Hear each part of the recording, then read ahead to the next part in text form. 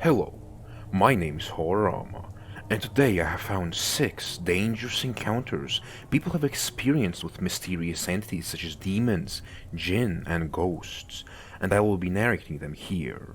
But before we begin, I wanted to ask that if you end up enjoying my narrations, then please do consider liking and subscribing, as that really does help the channel a lot. And also, I have just created a Reddit community meant for sharing and discussing creepy, scary, and dangerous experiences that you wish to be narrated on this channel. If you decide to contribute, then I would be very thankful. You can find a link to this community in the description below. But without any further ado, let's get into narrations. The first story has been posted by user 13_Juggernaut666. In Mexico, in my mother's old house, she sent my younger brother, cousin, and I to go close the gate and turn off the lights. Mind you, to get there we had to cross about 200 yards of unlit grassland. About 50 yards in, and we all hear rustling, and smelled an odor of what could only think of as blood, and a mixture of this wet dog stench. There were folk tales of hombres lobos, aka wolfmen, who were cursed to wander the old ranch by a black witch who used them for pagan rituals.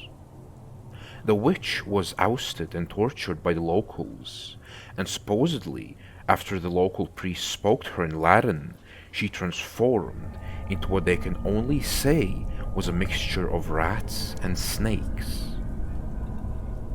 These wolfmen were said to be immortal, and the only object that would deter them was Spanish silver.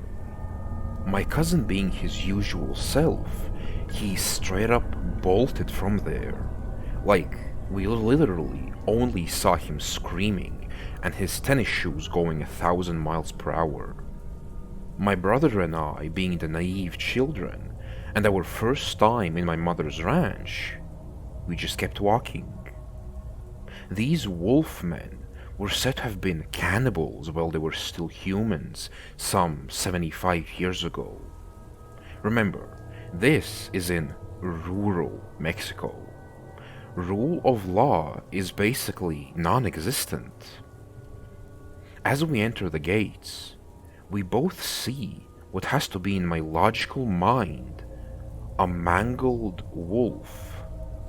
It dashed from one room out of the ruins of the old stable, where my grandparents' servants used to cook. We heard glass break, and a blood-curdling scream that I can only remember hearing once before my brother stepped on a nail years ago. After we saw and heard that, we both started crying and yelling hysterically and running in an adrenaline-fueled panic back to my cousin's house. My mother and father and my baby brother looked at us with this confused stare as to why we were crying. My cousin was still in shock and couldn't speak, just a stare and sweat pouring down his face. My father grabbed an old hunting rifle and raced towards his truck, but my mother stopped him in his tracks, saying it could be the cartel members trying to lure victims for kidnappings. My father headed and decided to wait until dawn to investigate with the help of my uncles. After the first rays of sunlight illuminated our windows, my father grabbed his gear and woke my uncles. All of them heavily armed. After the very short pilgrimage to Ground Zero, all they found was the gates wide open, broken glass everywhere, and a lingering stench of a wet dog still floating in the air. They picked up what was at least 10 chickens and a piglet sucked dry from any blood. At the entrance of the old kitchen was a bundle of sticks tied together with a neat black ribbon. My mother, after being informed of this, decided to demolish the old kitchen structure and recruited the local priests to perform a cleansing prayer and a rosary in Latin. Fast forward 15 years, and until this day, the locals never, and I mean never, cross that path for fear of encountering the wolf men or the cursed black witch. Word is bond. As above, so below, in heaven, hell, or earth.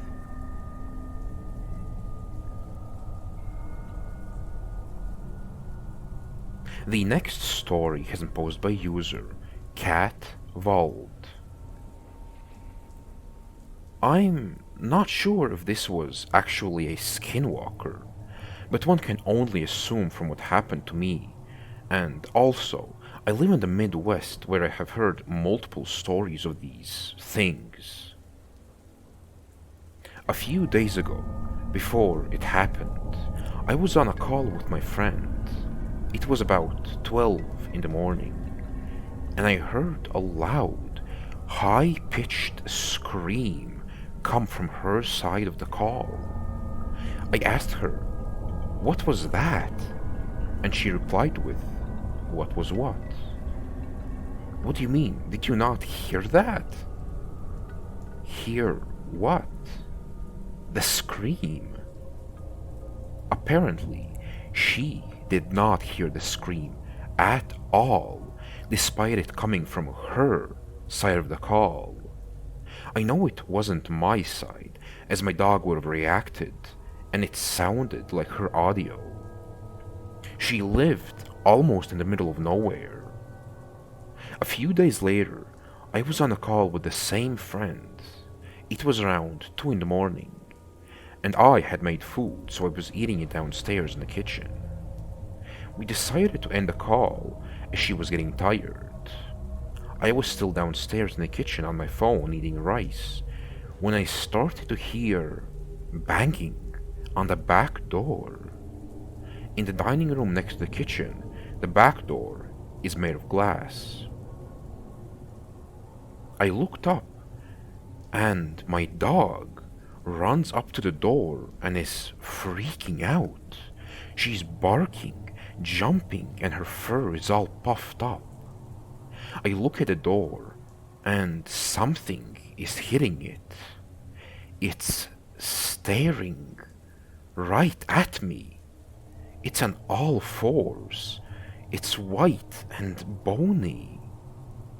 I immediately grabbed my dog by her collar and we ran upstairs. The next day, I wake up at around 1 in the afternoon and I go downstairs. My sister was in the living room. She begins to tell me that a few hours ago, something was banging on the back garage door. We have another back door in the garage to the backyard. And whatever it was, sounded like it was trying to break the doorknob and get into the house. Ever since that night, I've heard more and more tapping and scratching on my windows, from inside my closet, the walls, and underneath my bed. It happened before I saw it, just it wasn't as common. I still don't go down past 12 unless someone else is downstairs with me. This all happened in the summer of 2021.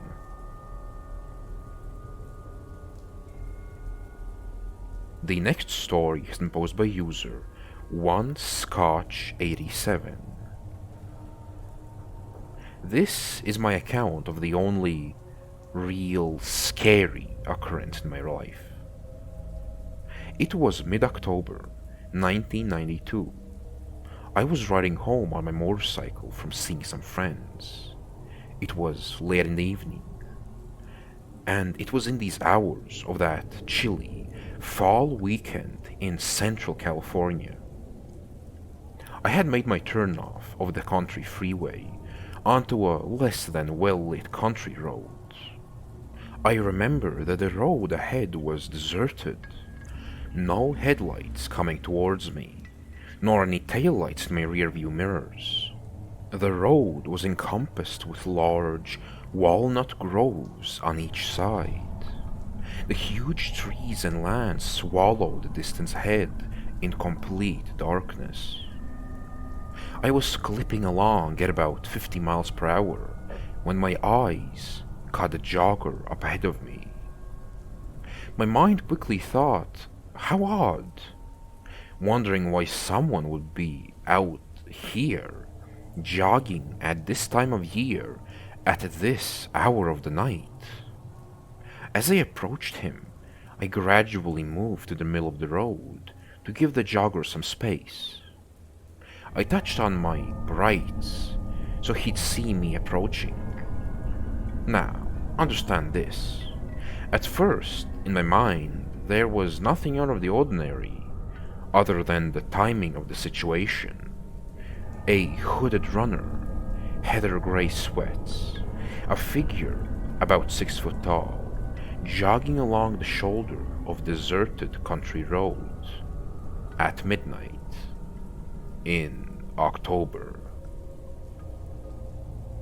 As I approached him at a safe distance of maybe 100 feet away, bright headlight blazing, I saw him, or should I say, it, stumble. I fully expected the figure to fall, sprawling face down into the plowed dirt. But it didn't. It did fall to the ground, but on all fours. Very quickly, and with amazing agility, it began running, like an animal, on all fours, like a wild animal. Mind you, I was riding at a regular speed at this point, maybe 55 miles per hour, but the hooded human form that I'd watched become a hooded animal was keeping pace with me for a moment. Then, as if it sensed that it had been discovered, it sped off to its right, into the pitch-black forest. My blood ran cold. I downshifted out of instinct and throttled hard. I was gone. All I could think of at that moment was that thing, that animal, might suddenly pop up in my rearview mirror with some horrific, maniacal, grimaced face right before ending me. Before I knew it, I was 5 miles down that road, and my speedometer read 100 miles per hour. Just before I made my final right turn towards home, I brought my crutch up to look into the rearview mirror. Nothing. There was just pitch black behind me. Whatever it was gone. Shakingly, I made my last turn and didn't look back until I pulled into my garage and closed the door. To this day, now 30 years later, I can tell that true story, and my listeners will react with complete disbelief. Some believe me, others don't. What was it? A person? An animal? A shapeshifter? A skinwalker? Or something of a combination of all of those? You decide.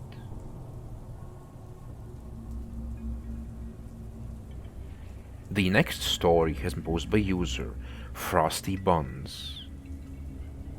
My friend and I did something strange last night. He was on TikTok live with me. He was in Seattle and I was in New York City. He had a Ouija board and I had an EMF reader. We started out by opening up the board for neutral or positive spirits only. The first spirit that came and spelled out his name when we asked, T. Gurtsinovsky. When we asked where he was from, and he spelled out Ruski, which, well, means Russia, we didn't find anything on Google about him, but he didn't have much else to share. His presence was setting off the EMF. We told him goodbye and opened up the board for any other spirits who wanted to speak. Then, the EMF reader went crazy, all the way up to red and consistent blinking. We asked the spirit for its name, and it spelled out Vovo, but was continuing to go back and forth between the two letters. So we thought maybe it was just a child playing around. The only thing we found out about the word Vovo is that it means dust in Madagascar, which doesn't necessarily mean anything. Maybe it's just a coincidence. But then we figured out it was a child and asked the spirit how old it was. The planchette went to the number 5, so at least we confirmed it was a child. Then I asked a question that I probably shouldn't have asked, because the response was off the charts. The planchette spelled out water, and the EMF reader was not only going off and very intensely, but the air around me went ice cold, and I felt chills and prickles on the back of my hand. I reached out over the EMF reader, and I felt a cold, wet face. My friend in Seattle was feeling the chills as well. We decided to say goodbye and put the board game away. As I started to feel physically ill and very nauseous during our interaction with a 5-year-old spirit who possibly drowned. It was all very interesting. The next story is posed by user OK:Bumblebee:5426. I have flashes of faces in my head when I close my eyes in certain places, and I don't know how to make it stop. I'm a 33-year-old woman. I know what it is, but after the years have passed living in less energetic places, I think somehow I let my guard down. I'm not diagnosed with any type of mental illnesses. That was the first thing my mom did when I was younger and first started complaining about me seeing things. It's easy to talk about it on the internet, since no one can really tell me who I am, and I don't have to explain to people what I exactly see, since it's mainly in my head. I can be standing in a room when an image will appear in my head, like, for example, today I was standing at the sink in a hotel room and washing my hands, when in my head, all at once, my brain pictured a man sitting behind me on the corner of the bed, staring at me. He was dressed in a modern suit, a deep blue one. He had brown hair and was at least 5'10" to 6 feet tall. He had a very slim face with a mole right under his left eye, thin lips, a slim, long nose, no jawline. His head was oval-shaped. He had blue eyes, black socks, and he was annoyed with me. When I first got here, I was taking a shower, and his face just popped into my vision when I was washing my face. Like a negative from the picture, it made me jump, because I wasn't expecting it. Ever since then, it's been hell. Can someone please help me? I do not want to see them. I don't want this. It's messing with my mental state and our relationships because I can't just tell my boyfriend, hey, I'm seeing some guy's face every time I close my eyes.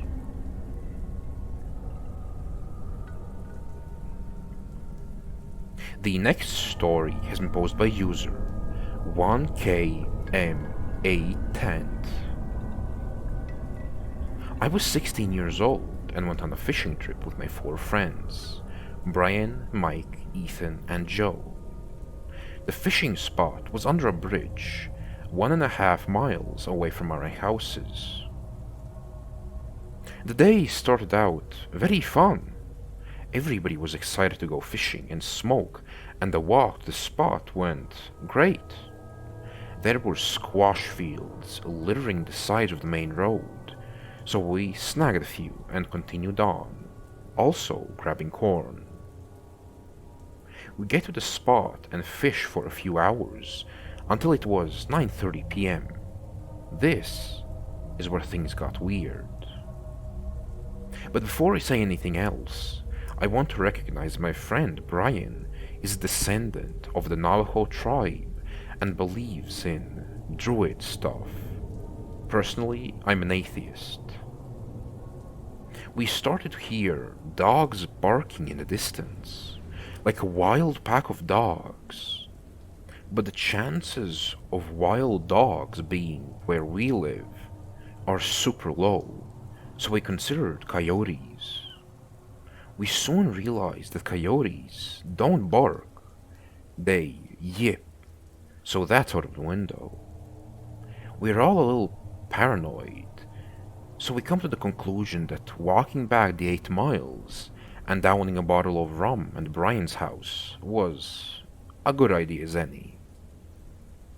A quarter way back, my friend Brian stops dead in his tracks in the middle of the road.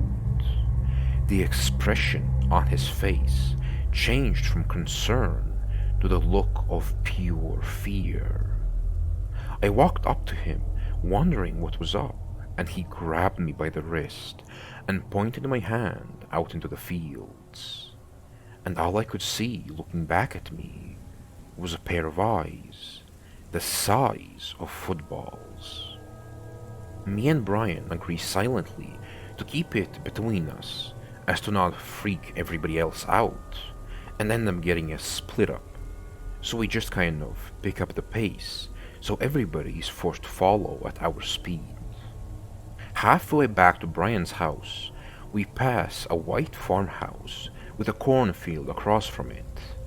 Next thing I know, it feels like a plane buzzed by, and there's about a 40-yard trail crashing through the corn. Oh, and all while this is happening, we hear the dogs following us. As we return to Brian's house, all of the noise just stops. But this doesn't go on. We first rush in the house and grab a 12-gauge shotgun and a bottle of rum. And by the time we are outside again, the crashing has stopped. In the distance, we can, however, hear the same pack of dogs whining like they are upset at us for whatever reason. This silence goes on for the rest of the night. But I would say around 6 to 7 a.m. we were all sleep deprived, but none of us had the courage to go back inside after whatever the hell was chasing us. In that moment, both me and Brian, in the distance, spotted the same 2 eyes. But this time, instead of staying in the same spot, they slowly left.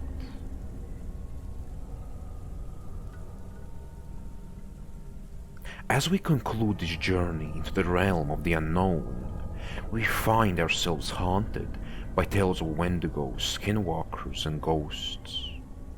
Legends of these beings echo through generations, igniting fear and fascination.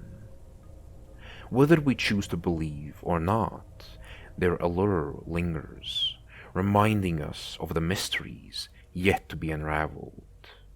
But either way, I do hope you enjoyed my narrations, and even if you didn't, I want to wish you a good rest of your day.